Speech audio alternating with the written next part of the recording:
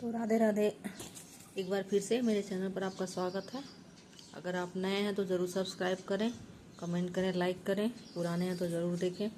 तो आज पढ़ते हैं अव्यय। इसके पहले हमने वीडियो में पढ़ा क्रिया। हम लोग पढ़ रहे हैं डॉक्टर हरदेव बाहरी का हिंदी शब्द अर्थ प्रयोग। इसमें व्याकरण पढ़ रहे थे। इसके पहले हमने पढ़ा काल और अब पढ़ रहे हैं अव्यय। तो काल पढ़ा हमने और अब अव्यय पढ़ रहे हैं। तो अव्यय की परिभाषा क्या है?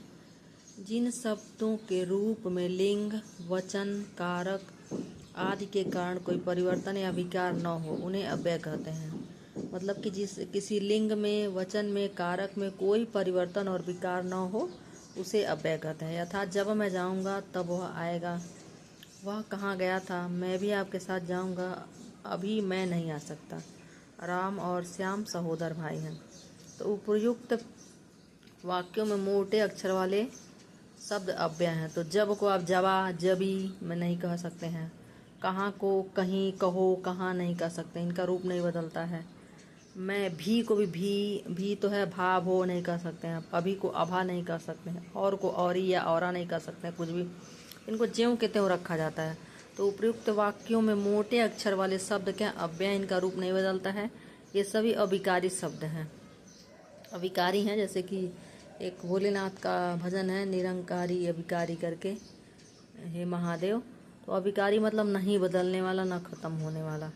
तो अव्यय ज्यों के त्यों अर्थात समान रूप में रहते हैं, उनमें कोई रूपांतर नहीं होता है, इसलिए उन्हें अविकृत, अविकारी या अपरिवर्तनशील कहते हैं। अव्यय किसी अन्य शब्द के साथ लगाकर भी उसे अव्यय बना देते हैं। यथा प्रतिदिन, प्रतिदिना, प्रतिदिनी नहीं हो सकता। भरपेट, भरपेटा, भरपेटी नहीं हो सकता। यथाशक्ति को यथाशक्ता, शक्ति नहीं बना सकते आप। तो ये जैसे दो मिलकर भी शक्ति के साथ यथा मिल गया है, तो यह भी अव्यय हो गया साथ में मिलकर। तो अव्यय के कितने भेद हैं? 4 प्रमुख भेद हैं अव्यय के। क्रिया विशेषण, संबंध बोधक, समुच्चय बोधक और विस्मयाबोधक।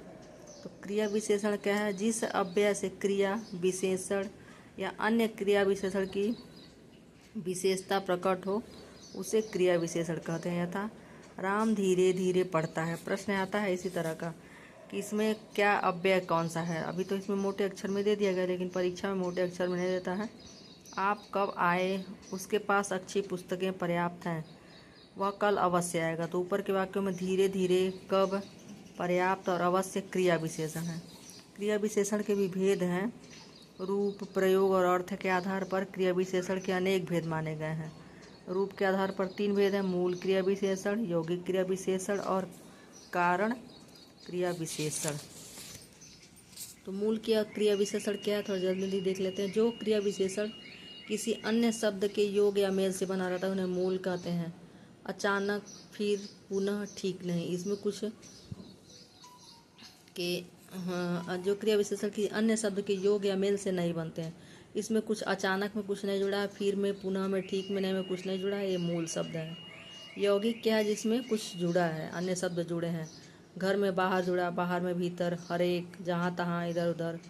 कारण क्रियावशत तुम खाक पड़ेगा, जाओ नहीं तो सिर चाटोगे। तो यहाँ कारण दे दिया गया, खाक और सिर। प्रयोग के आधार पर क्रिया विशेषण के 3 विध हैं: साधारण क्रिया विशेषण, अनुबुद्ध क्रिया विशेषण और संयोजक क्रिया विशेषण। तो साधारण किसको कहते हैं?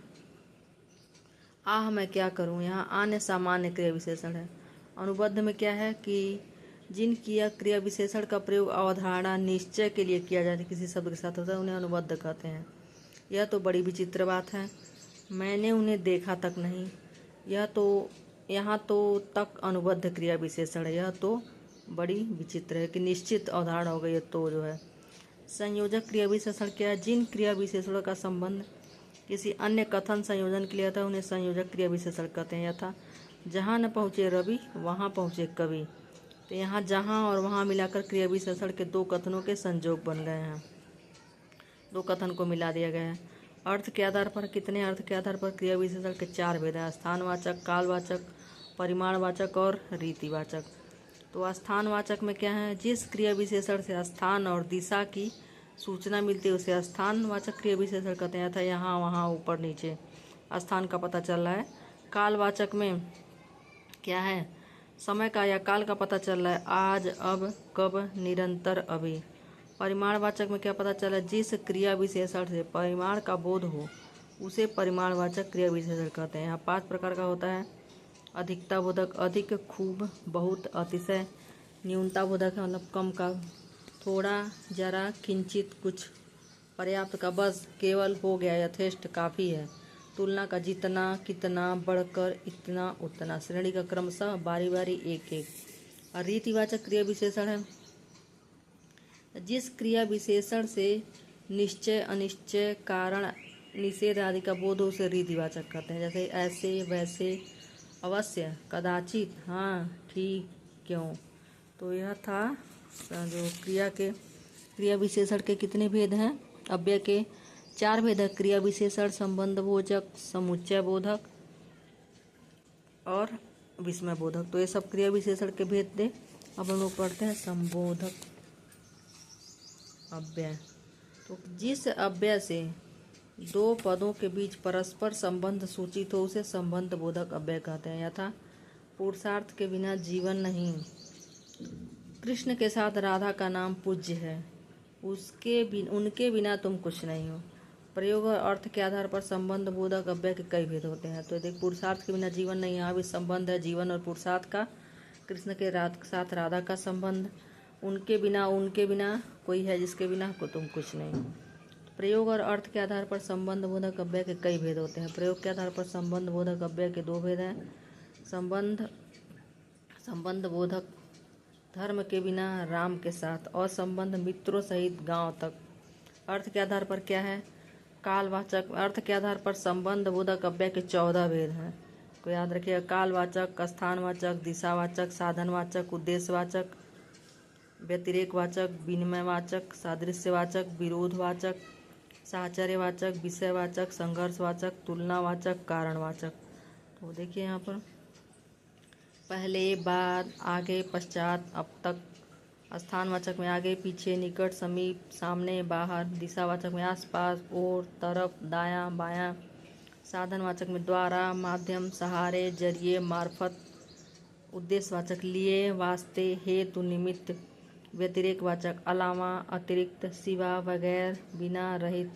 विनिमयवाचक बदले, एवज, स्थान पर, जगह पर। सदृश्यवाचक समान, तुल्य, बराबर, योग्य, तरह। विरोधवाचक में विरोध, विरुद्ध, विपरीत।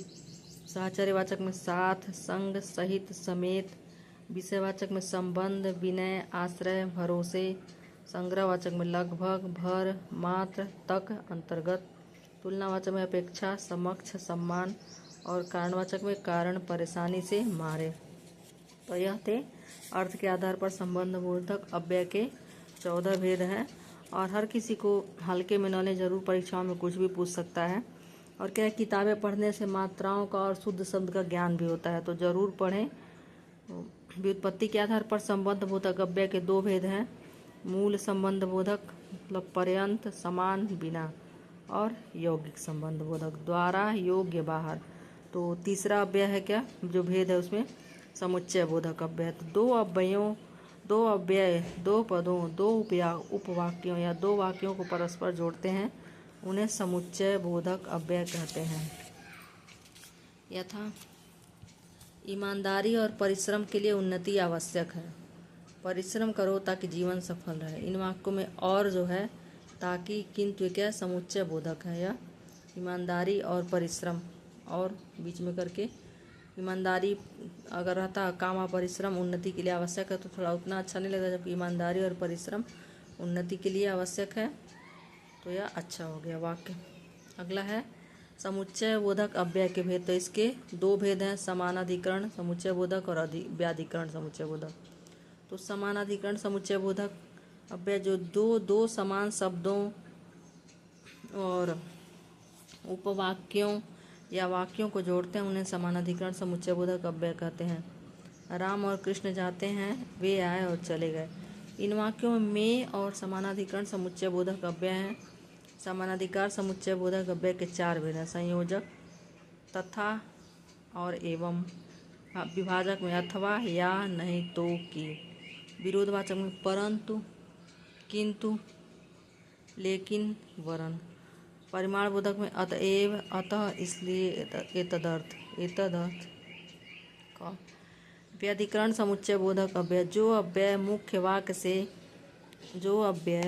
वाक्य से एक या अनेक आश्रित वाक्यों को जोड़ते हैं उन्हें व्याधिकरण समुच्चय बोधक अव्यय कहते हैं। यथा राहुल तेज है किंतु उद्यमी नहीं है। अभय पढ़ने में तेज है क्योंकि वह परिश्रम करता है। तो यहाँ किंतु, क्योंकि, ये व्याधिकरण समुच्चय बोधक अव्यय हैं। दोनों मुख्य वाक्य को परिवर्ती आश्रित वाक्य से जोड़ते हैं। राहुल तेज है तो इसमें व्याधि क्या आ गया है, किंतु, किंतु उद्यमी नहीं है। फिर अभय पढ़ने में तेज है तो इसमें व्याधि क्योंकि वह परिश्रम करता है। तो यह समझ गए होंगे, आशा करती हूँ आप। अगला है कि व्याधिकरण समुच्चय बोधक अव्यय के भेद। तो इसके भी 4 भेद होते हैं। कारणवाचक में क्या है, क्योंकि, इसलिए, जो कि, उद्देश्यवाचक ताकि, जो कि, संकेतवाचक चाहे तो, परंतु, किंतु, रूपवाचक में अर्थात माने यानी कि। अब अगला है विस्मयादि बोधक अव्यय। 4 अव्यय हैं, तो फिर से देख लीजिए। अगर न समझ में आया तो आप पूछ सकते हैं। पहली बार पढ़ने पे समझ में नहीं आता है, जब 2-3 बार पढ़ो तब समझ में आ जाता है। पहली बार तो ऐसा लगेगा कि ये क्या है, ऊपर ऊपर से जाएगा। क्रिया विशेषण, संबंध बोधक, समुच्चय बोधक और विस्मयादि बोधक 4 भेद हैं अव्यय के, इसको याद रखिएगा। तो अगला और अंतिम पढ़ते हैं विस्मयादि बोधक।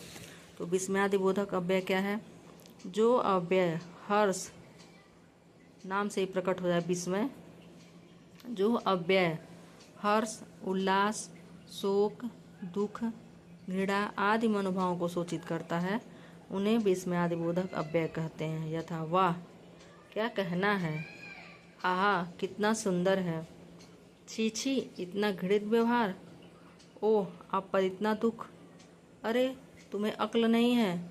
तो इन वाक्यों में क्या, आहा, वाह, छी छी, ओह, अरे, इसमें विस्मय प्रकट हो रहा है। तो इसमें क्या है, विस्मयादि बोधक अव्यय है। और ज़रूर आप मेरे वीडियो को देखें, पूरा देखें, और जो न समझ में आया ज़रूर पूछें। जो समझ में, अगर मुझे कुछ गलत बता रहे हैं तो उसके लिए भी ज़रूर मुझे कमेंट करें।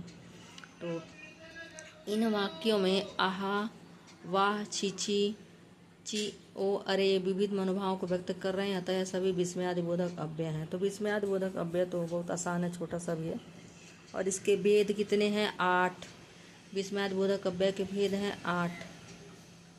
हर्ष बोधक वाह, अच्छा, शाबाश। विस्मय बोधक अरे, क्या, क्यों। शोक बोधक हाय, ओह, ओहो। तिरस्कार बोधक भाग भाग, दूर दूर, हट हट।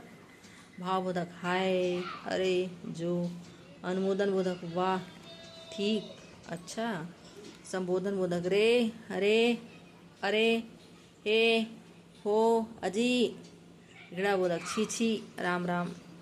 तो यह थे विस्मयादि बोधक। अब थोड़ा सा टिप्पणी है, पढ़ सकते हैं। अंग्रेजी व्याकरण के आधार पर अव्यय को क्रिया विशेषण का पर्याप्त मानना उचित नहीं है। क्रिया विशेषण जो है एडवर्ब केवल क्रिया की विशेषता बतलाने के लिए प्रयुक्त होता है, किंतु अव्यय उन सभी शब्दों के लिए प्रयुक्त होता है जिनके रूप में लिंग, वचन, पुरुष, कारक आदि के कारण कोई परिवर्तन या विकार नहीं आता है। कितने ऐसे अव्यय हैं जिनसे क्रिया की विशेषता नहीं मालूम होती है। क्रिया विशेषण अव्यय का एक भेद मात्र है। तो अगले वीडियो में पढ़ेंगे हम लोग निपात। निपात से भी बहुत प्रश्न आते हैं। तब तक के लिए धन्यवाद। पढ़ते रहिए, खुश रहिए, मस्त रहिए। फिर मिलते हैं।